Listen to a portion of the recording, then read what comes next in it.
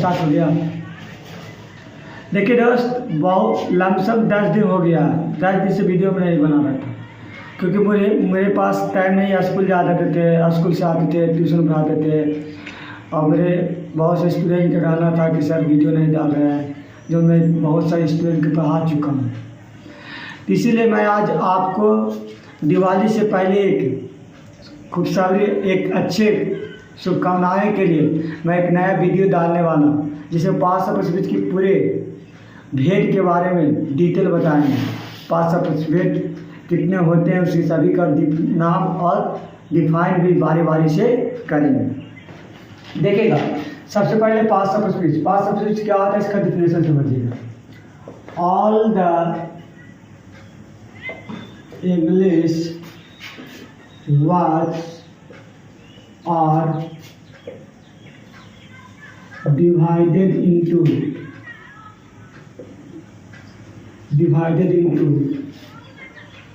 8 group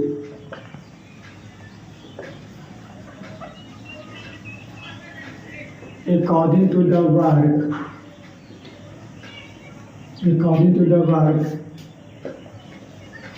they do in a sentence.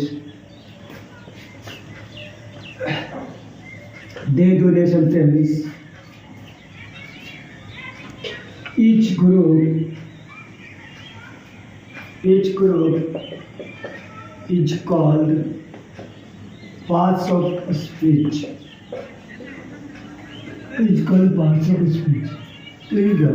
क्या करता है बोला, ऑल द इंग्लिश वर्ड, जितने भी अंग्रेजी शब्द है उसको कितने ग्रुप में बांटा गया है? 8 ग्रुप में। कितने ग्रुप में बांटा गया? 8 ग्रुप में। अकॉर्डिंग टू द वर्क, नियमानुसार काम करने के लिए, वाक में वे लोग को नियमानुसार काम करने के लिए वाक में दिया गया है। उसकी प्रत्येक भाग को हम कहते हैं पार्ट्स ऑफ स्पीच। फिर से समझिएगा, ऑल द इंग्लिश वर्ड, जितने भी अंग्रेजी शब्द हैं वे सभी को 8 ग्रुप में बांटा गया है। 8 ग्रुप में बांटा गया है, और 8 ग्रुप को वाक में नियमानुसार काम करने के लिए एक कार्य के लिए एक जगह पर डिनोट किया गया। उसी प्रत्येक ग्रुप को हम कहते हैं पार्ट्स ऑफ स्पीच। जैसे उदाहरण लेके आपको दिखाते हैं, राम इज प्लेइंग क्रिकेट। समझिएगा, राम ही हो गया आपको नाउन, क्या कि दुनिया का कोई भी नाम हो उसे नाउन कहते हैं। ये आपको हो गया हेल्पिंग वर्ब, ये आपको हो गया मेन वर्ब, ये आपको हो गया ऑब्जेक्ट। इस तरह से ये भी एक नाउन है, ये भी एक नाउन है। तो देखिएगा, ये नाउन के लिए अलग काम, ये नाउन के लिए अलग काम। ये नाउन है जो किसी भी ऑब्जेक्ट के लिए प्रयोग करता है।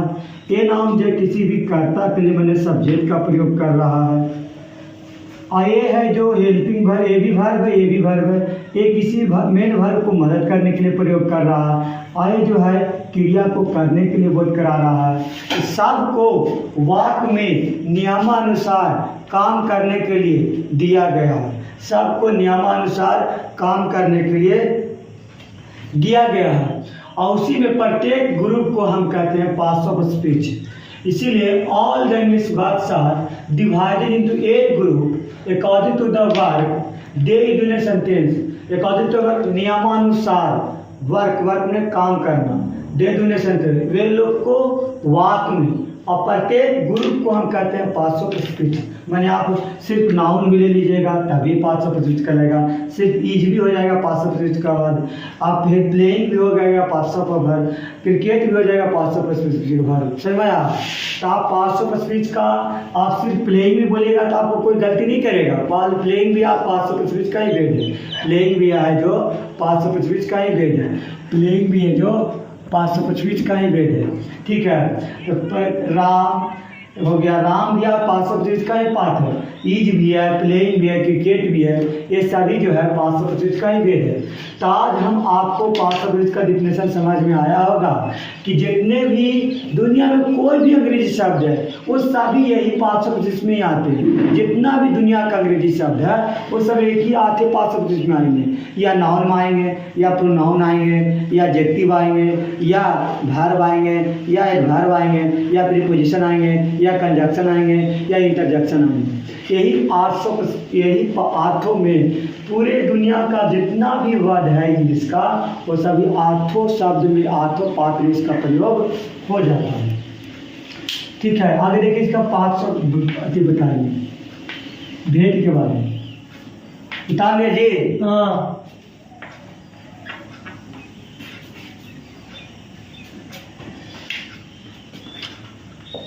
लिखेंगे देयर आर 8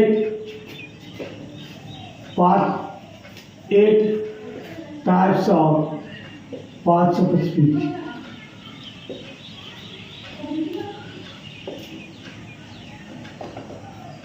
एक और है वो भी नाउन का ही पार्ट है जिसको कहते हैं नाउन, आर्टिकल्स। क्या कहते हैं? आर्टिकल्स। ये भी जो है नाउन का ही वेद है, नौवां पार्ट। अगर आपने पूछेगा, आप देखिएगा कोई किताब आते लिखता है, लेकिन नाउन ये आर्टिकल्स भी है जो नाउन का ही पार्ट है, नाउन का पार्ट है। क्यों? आप जितना नाउन पढ़ेगा, प्रोनाउन पढ़ेगा, एडजेक्टिव पढ़ेगा, प्रीपोजिशन पढ़ेगा, कंजक्शन पढ़ेगा, ये सब वाक्य में उसके पहले आ जाएगा। इसीलिए नाउन का ही पार्ट है। इसी में आता है डिटरमाइनर। डिटरमाइनर एक होता है जो डिनोट करने के लिए, जो आपको एडजेक्टिव में बताया जाएगा। देखिए आपको बताते हैं पास। पहला आता नाउन, दूसरा आता प्रोनाउन, तीसरा आता एडजेक्टिव। नाउन का हिंदी होता है संज्ञा, इसका होता है सर्वनाम, इसका होता है विशेषण, चौथा आपको होता है वर्ब, जिसका होता है क्रिया, पांचवा होता है एडवर्ब, इसको कहते हैं क्रिया विशेषण।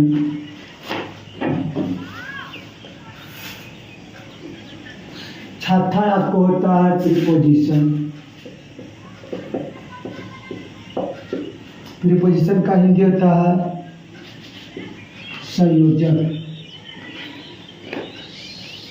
संबंध बोधक।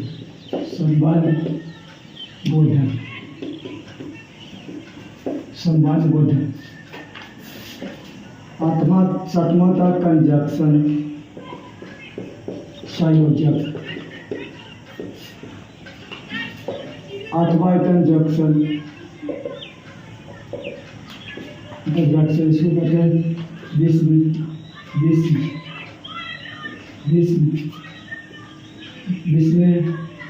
विस्मयादि बोधक।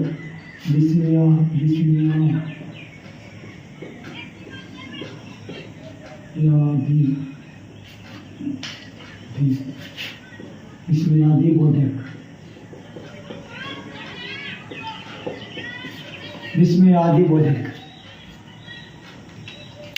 समझ में आ रहा? पहला होता नाउन, फिर होता प्रोनाउन, फिर होता एडजेक्टिव, फिर verb, adverb, preposition, conjunction, interjection. यही होता है जी।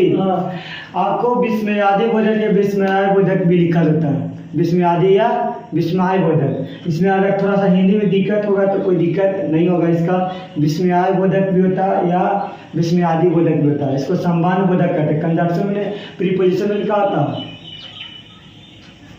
हाँ, प्रीपोजिशन का होता है संबंध बोधक, और कंजक्शन का होता है संयोजक। मैंने संयोजक में जोड़ना, संयोजक में क्या होता है? जोड़ना। समझ में रहा है?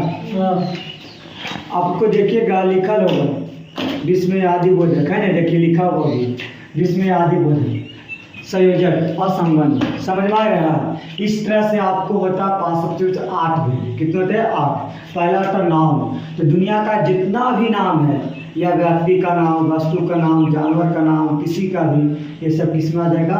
नाउन में आ जाएगा। उसके बाद नाउन के जगह पर जो प्रयोग होता है उसे क्या कहते हैं? प्रोनाउन।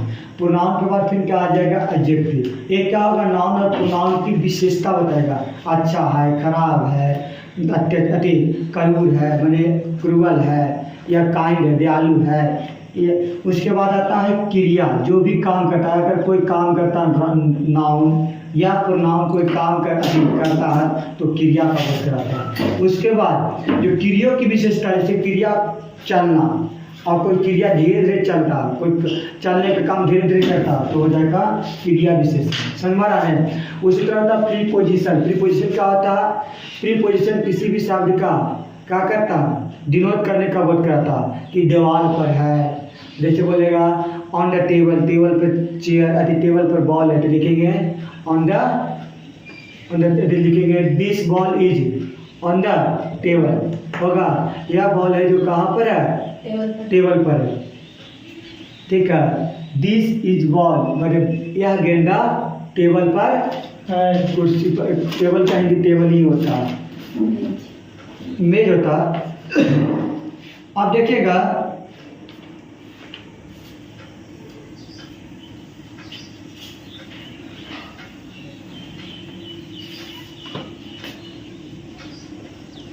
नाउन का हिंदी बताते हैं संज्ञा। क्या? संज्ञा।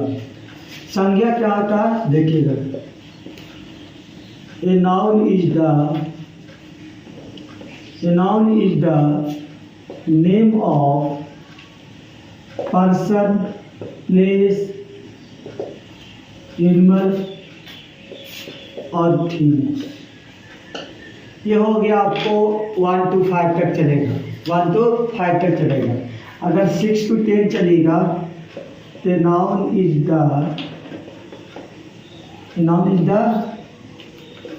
The naming word. क्यों? कि दुनिया का कोई भी नाम है वो सभी का कहलाएगा? नाउन कहलाएगा। अब ऐसे क्यों कहते हैं सर आपकी ये चलेगा ये नहीं चलेगा? क्योंकि देखिए व्यक्ति है, व्यक्ति का बोध कराएगा, या जगह का बोध कराएगा, या जानवर का बोध कराएगा, या वस्तु का बोध कराएगा। लेकिन बताइए तो हॉनेस्टी, काइंडनेस, गुडनेस, क्या ये है? बता रहा है ये चारों का वेद में आ रहा है? आ रहा है जी? नहीं आ रहा। तो क्या ये डिफिनेशन सही है? लग रहा है आपको? Kindness, goodness. एक देखिए, एक याद कर लीजिएगा, इसके एक मतलब फीलिंग, जितना भी तुम लोग महसूस करते हो, हाथ कोई दौड़ता है, हंसता है, ऐसा जितना भी तुम करते हो, किसी के दयालुता देखते हो, या किसी काइंडनेस, या किसी के अत्याचार करूर देखते हो, ये सब देखता होगा ना। तो ये सब जो होता है फीलिंग करते हैं हम लोग, देखते नहीं, महसूस करते कि नहीं? एयर, हवा है, गैस, जितना भी गैस, नाइट्रोजन, ऑक्सीजन, ये सब क्या करते हैं? महसूस करते हैं। तो क्या इसमें आ रहा है?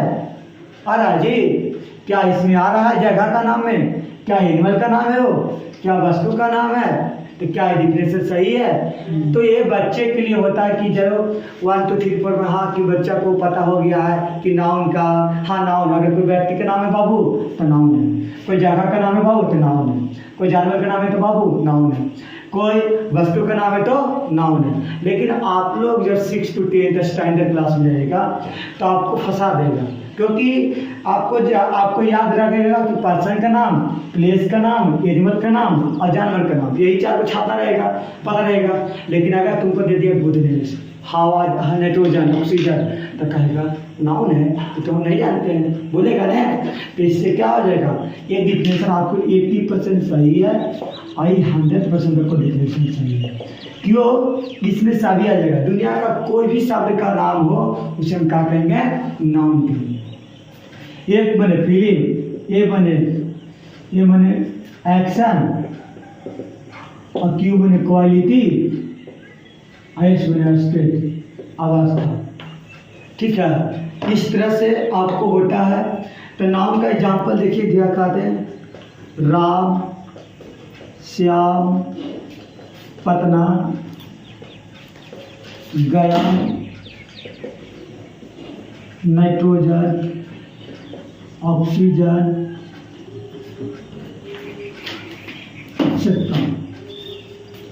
तो समझिए नाउन का डिफिनेशन क्या होगा, समझ में आ रहा है बाबू। ये किताब में अभी भी आप पढ़े होंगे 4-5 में, तो आपको यही लिखन मिलेगा, मिलता है कि नहीं। तो क्या ये डिफिनेशन आपको सही लग रहा है?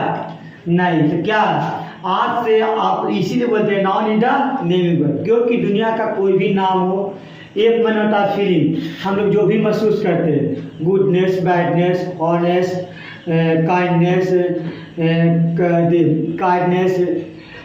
चाइल्डहुड या एडल्टहुड, ये सब आएगा किस में आएगा, फीलिंग। एक्शन में हंसना, रोना, जागना, सोना, पीना, ये सब क्या हो गया, एक्शन। क्वालिटी मैंने क्या हुआ, किसी के अंदर गुणता मैंने क्या होता, कोई अच्छा है, बुरा है, खराब है, ये क्या हुआ, क्वालिटी बता। तो मैंने क्या होता, अवस्था क्या होगा, तो अवस्था आपको बताते हैं, जैसे टीचर, इंजीनियर, डॉक्टर, ये सब क्या अवस्था, समझ में आ रहा है। तो इस तरह से नाउन क्या होता है, noun is the name of person, place and things. ये आपको 5 क्लास तक चलेगा, क्योंकि अगर किसी व्यक्ति का नाम हो तो कह देगा नाउन, कोई जगह का नाम हो तो कह देगा नाउन, कोई जानवर का नाम हो तो कह देगा नाउन, किसी वस्तु का नाम होगा तो कह देगा नाउन। लेकिन अगर आपको थोड़ा घुरा के दे देगा कि बताइए बाबू कि हॉनेस्ट है, काइंडनेस है, नाइट्रोजन है, ऑक्सीजन है, एयर है, ये सभी तो नाम ही है, ये सब कुछ ही में आएगा। तो ये सब भी आएगा नाउन में ही। ये noun is the naming word. आपको इसके बारे में डिटेल जब नाउन पूरे डीपली बताएंगे तो बताएंगे।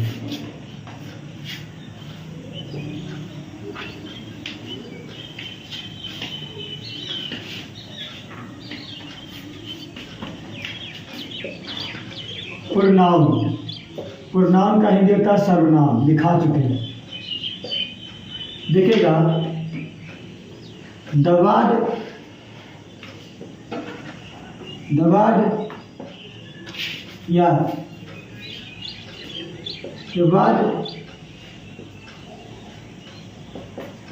which is used in the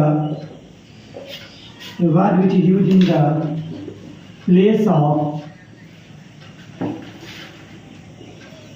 of noun is called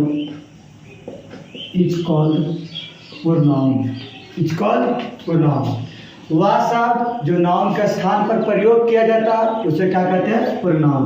जैसे उदाहरण लेके दिखाते हैं, Ram is an intelligent boy. Ram is an intelligent boy. Ram noun है, ये भी नाउन है, बॉय भी क्या है, नाउन है। लेकिन कैसा नाउन है, कॉमन नाउन है। कैसा नाउन है, कॉमन नाउन है। क्या है, कॉमन नाउन है। बॉय कॉमन नाउन है ना। Yes sir.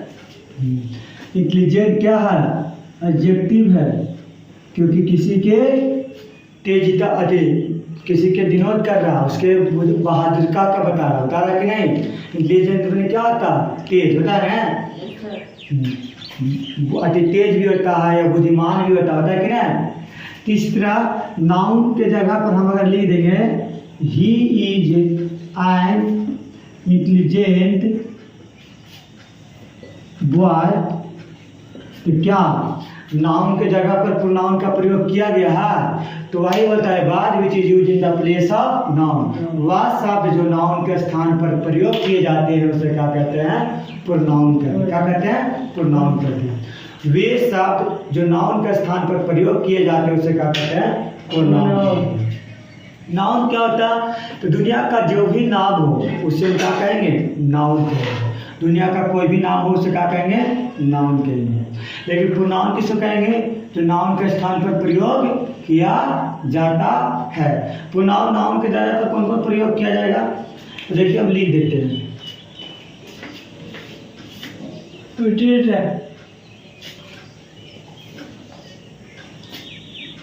देखिए आप ब्रैकेट में लिख देते हैं।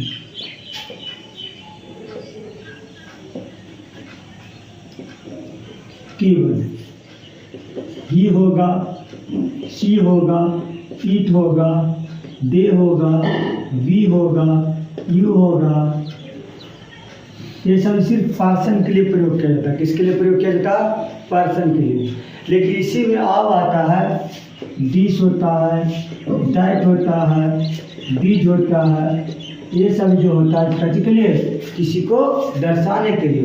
लेकिन आप सिर्फ ये सातों का ही प्रयोग कीजिएगा। किसके, ये सातों का ही प्रयोग होता है। जो अगर कोई कोई व्यक्ति का नाम है, माने कोई एक व्यक्ति का नाम है, स्त्रीलिंग है कि पुल्लिंग है, पुल्लिंग रहेगा, मस्कुलिंग का बोध कराएगा तो ही लगाएगा। फिर उसी तरह हम इस पर भी लिख ही देते हैं, थोड़ा समझिए।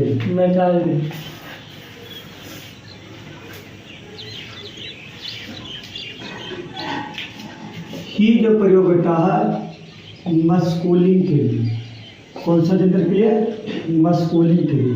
और कैसा, सिंगुलर हेल्पिंग, कैसा, सिंगुलर हेल्पिंग, समझाया। सी जो होता है फेमिनाइन के लिए, सी होता है फेमिनाइन जेंडर के लिए।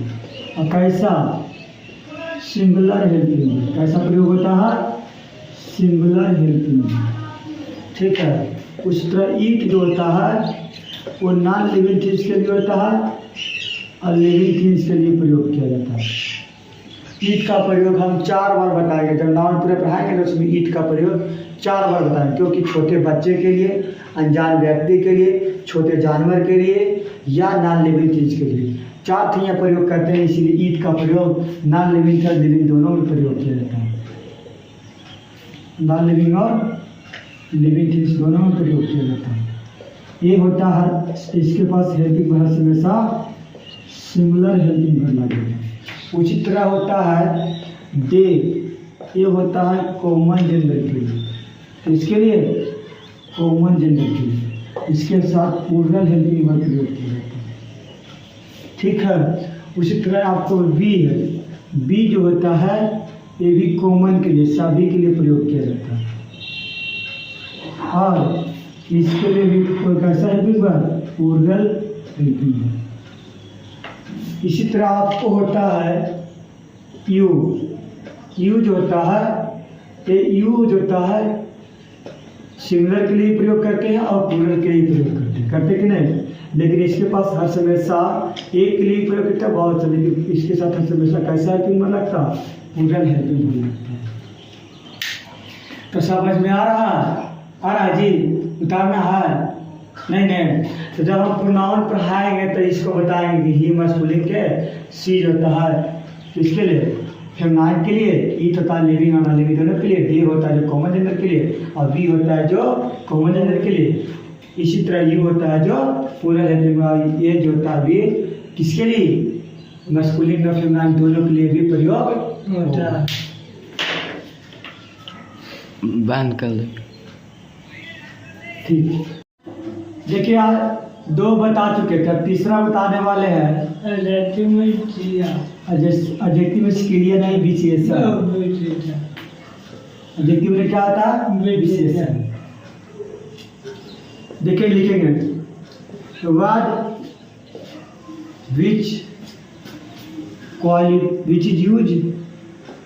which is used to describe, the word which is used to describe, the word which is used to describe या describe या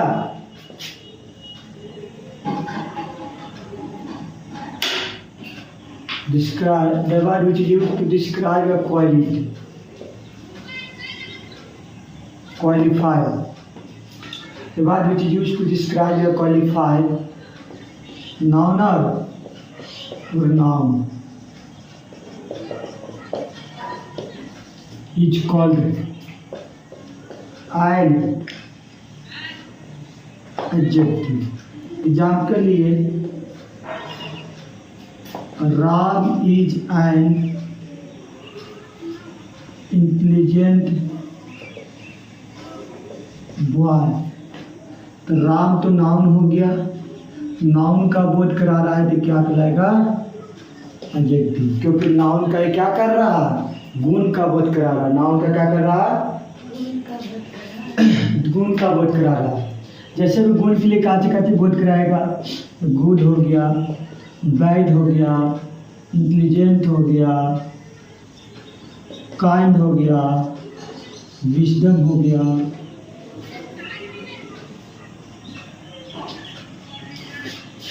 ये सभी जो है क्या करेगा। और होता है बहुत सा, इसमें ही अब आता है फास्ट होता है, स्लो होता है, फास्ट फास्ट होगा, फिर स्लो होगा, फिर आपको यंग होगा, टॉल होगा, लॉन्ग होगा। ये सब जो होता है जो किस्मत एडजेक्टिव का ही बोल होता है। आप वाक्य देखिएगा।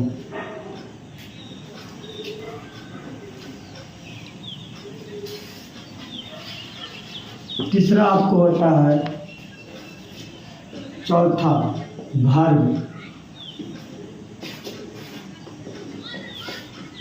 वर्ब का डिफिनेशन होता है verb which doing work, verb is doing work, verb is doing work, लेकिन ये सही डिफिनेशन नहीं है। ये वर्ब इज डूइंग वर्क, ये सही डिफिनेशन आपका नहीं है। इसका अगर सही से डिफिनेशन लिखना है तो इसकी दिक्कत।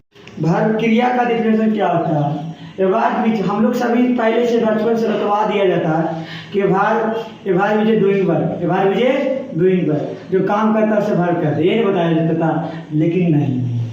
Verb which denotes action, action में क्या होता है क्रिया, कार्य करना। पोजीशन में क्या होता है अधिकार के लिए। स्टेट ऑफ बीइंग में क्या होता है अवस्था के लिए। Can also is noun, noun का जैसा भी प्रयोग होता है और एडजेक्टिव के जैसा भी वर्ब प्रयोग होता है। तो वर्ब का डिफिनेशन है verb which denotes action, position, state of being, can also act as a noun, noun के जैसा भी वर्ब प्रयोग होता और पूर्ण एडजेक्टिव के जैसा। जैसे नाउन के जैसा प्रयोग कैसे करता वो सभी हम बताएंगे। वर्ब जो है नाउन के जैसा कैसे प्रयोग करता है वो सभी हम क्या करेंगे बताएंगे। अब ध्यान सुनिएगा क्या बताएंगे, उदाहरण देखिएगा। सबसे पहले आपको दिया हुआ क्या एक्शन, क्या के लिए एक्शन के लिए। जैसे ही reads newspaper, he reads newspaper, वह न्यूज़पेपर पढ़ता, वह न्यूज़पेपर पढ़ता। तो वह देखिए तो ये क्या हो गया प्रोनाउन, ये क्या हो गया प्रोनाउन, प्रोनाउन ये क्या हो गया वर्ब, ये क्या हो गया नाउन, ये क्या हो गया नाउन, ये क्या हो गया न्यूज़पेपर क्या हो गया नाउन, अखबार क्या हो गया नाउन हो गया। क्या पढ़ता हुआ अखबार पढ़ता, वह क्या पढ़ता अखबार पढ़ता। पढ़ने का काम ये हो रहा है रीड, रीड क्या हो गया वर्ब। देखिएगा एक्शन का प्रयोग कर रहा, क्या कर रहा वह अखबार पढ़ रहा है। पढ़ने का काम मैंने कोई काम कर रहा है, यहाँ पर जो हुआ जो क्या कर रहा एक्शन का बोध कराया, काची का बोध कराया एक्शन का बोध कराया। अब दूसरा उदाहरण समझिएगा। दूसरा सेकंड उदाहरण सेकंड उदाहरण I love your books, I love your books, मैं तुम्हारा बुक को क्या करता हूँ, मैं तुम्हारा बुक, मैं I have your book, I have your books, I have your books, मैं तुम्हारा बुक क्या होगा मैं I have your books, I have your books, मैं आई हैव योर बुक्स मैंने मैं तुम्हारा बुक रख चुका हूँ, रख चुका हूँ ना, मैं तुम्हारा बुक रख चुका हूँ। तो रखने का काम जो है ये जो है काची का प्रयोग कर रहा, ये क्या कर रहा अधिकार का, काची का प्रयोग कर रहा अधिकार का। जैसे आओ उदाहरण लेके दिखाते हैं समझिएगा। आई हैव ए पेन, मेरे पास एक आई हैव ए पेन, मेरे पास एक पेन है। I have my books, I have one car, मेरे पास एक कार है ना। देखिए तो आई हैव काची का प्रयोग कर रहा है यहाँ पर, अधिकार के लिए बोध करा रहा है कि नहीं जी, समझो ये काची के लिए अधिकार करे तो पोसेसिव के लिए प्रयोग कर रहा है, ये भी जो है पोसेसिव के लिए प्रयोग कर रहा, ये भी जो है पोसेसिव के लिए प्रयोग कर रहा, ये भी जो है पॉजिटिव के लिए प्रयोग कर रहा पॉसेसिव के लिए। तो पहला एक्शन बताएं कि वह अखबार पढ़ता है, तो ही रीड्स से क्या होगा he reads newspaper, he reads newspaper, समझना he reads, he play cricket, he plays cricket, वह क्रिकेट खेलता है, वह क्रिकेट खेलता है। देखिए इसमें पढ़ने का काम हो रहा है, इसमें खेलने का काम हो रहा है, इसमें अधिकार के लिए वोट करा रहा है, यहाँ पर भी अधिकार के लिए वोट करा रहा है, यहाँ पर भी अधिकार के लिए वोट करा रहा है। तो एक्शन जो होता है, पहला होता है एक्शन के लिए, दूसरा होता है अधिकार के लिए, दूसरा का जिक्र होता है अधिकार के लिए। तीसरा आपको होता है समझिएगा, तीसरा दो चीज़ तो समझ में आया होगा। तीसरा आपका स्टेट ऑफ बीइंग, जैसे बोलेगा वंस अपॉन, एक समय की बात है, वह राजा था, तो once there was a king, एक समय वह राजा था, एक समय वह एक राजा था। जैसे बोलेंगे, हम ही बोलेंगे वंस देयर वाज ए, क्या हो सकता है, देयर वाज ए प्रिंसिपल, एक समय वह प्रिंसिपल था, होगा ना, समझ में रहा है। इस तरह से यहाँ पर जो प्रयोग किया गया, ये क्या किया गया, स्टेट ऑफ बीइंग, काती का प्रयोग किया गया, स्टेट ऑफ बीइंग, समझ में रहा है। तो पहला जो होता है काती के लिए प्रयोग किया जाता है, एक्शन के लिए, दूसरा पोसेशन के लिए, समझ में रहा है जी, पोसेशन में क्या होता है, अधिकार के लिए, तीसरा होता है स्टेट ऑफ बीइंग, जैसे वो एक समय वह राजा था, एक समय वह प्रधानमंत्री था, एक समय वह मुख्यमंत्री था, once there was a prime minister, once there was a chief minister, हो सकता है जी। इस तरह से ये क्या हो गया, स्टेट ऑफ बीइंग हो गया। चौथा, can also act as a noun, जो देखिए कभी कभी भाग होता है जो नाउन के जैसा भी प्रयोग करता है, जैसे टू वॉकिंग, तो क्या होगा, तो वॉकिंग ऐसे लिखेगा, walking is a good exercise, walking is a good exercise. टहलना क्या होगा, walking is a good exercise, टहलना क्या होगा, टहलना एक तरह के व्यायाम, गुड एक्सरसाइज मतलब टहलना एक क्या अच्छा एक्सरसाइज है, क्या है अच्छा एक्सरसाइज है, टहलना एक अच्छा एक्सरसाइज है, walking is a good exercise. जैसे बोलेगा, सुन लो और उदाहरण के दिखाते हैं, दौड़ना, रनिंग,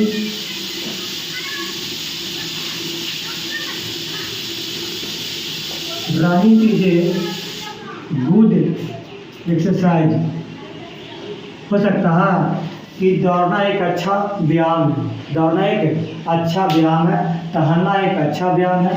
ये क्या कर रहा, नाउन जो बोध करा रहा कि नहीं, ये देखिए क्यों नाउन बोध करा। ऐसे भी समझेगा, अगर किसी भी वर्ब के साथ आईएनजी लग जाएगा तो नाउन का प्रयोग करता, कैसा, नाउन के जैसा प्रयोग करता, समझ में रहा है। चौथा उदाहरण आपको बताते हैं, एडजेक्टिव की जैसा, कैसा, एडजेक्टिव की जैसा। जैसे देखो दिखाते हैं, आई सा ए रनिंग ट्रेन, आई सा ए रनिंग ट्रेन, मैं एक ट्रेन को जलता हुआ देखा, मैं एक ट्रेन को जलता हुआ देखा। ये बर्निंग क्या कर रहा, एडजेक्टिव का बोध करा रहा है जी, है कि नहीं, बर्निंग क्या कर रहा है, एडजेक्टिव का बोध करा रहा है कि नहीं। कैसे, देखिए इसके बाद नाउन है और नाउन से पहले आता तो क्या कहलाता, एडजेक्टिव कहलाता, पता है कि नहीं। तो बर्निंग देखिए, तो बर्निंग मैंने चाहना, जलना, बर्न क्या होना, जलना एक क्या क्रिया भी हो सकता है कि नहीं, और उसमें आईएनजी लग गया तो क्या देखिए नाउन का बोध करा रहा है कि नहीं। इस तरह से ये एडजेक्टिव का बोध करा रहा है कि नहीं। तो वर्ब में देखिए क्या होता है, verb which denotes action, possession, state of being, can also act as a noun and adjective, ये सभी का बोध कराता है, उससे क्या कहते हैं वर्ब। ये देखिए verb is a doing verb, verb is a doing verb. तो जो विश्लेषण होता है बच्चा के लिए अच्छा होता है, सटीक, क्योंकि वर्ब को सिर्फ बच्चा को यही बताना रहता है, मैंने छोटे स्टूडेंट को यही बताना रहता है कि वर्ब क्या, हंसना, रोना, जागना, पढ़ना, इसको हम क्या कहते हैं, वर्ब कहते हैं। लेकिन जब आप स्टैंडर्ड क्लास में जाइएगा तो आपको एक्शन के बारे में, अधिकार के लिए बताता है, किसी भी अवस्था के लिए बताता है, ऑल्सो ये नाउन के जैसा भी वर्ब को प्रयोग होता है और एडजेक्टिव के जैसा भी प्रयोग होता है। तो आपको छाटने के लिए दे देगा तो वहाँ पर क्या हो जाएगा, कंफ्यूजन में रहिएगा। बाकी बाकी नेक्स्ट डे बताएंगे आपको।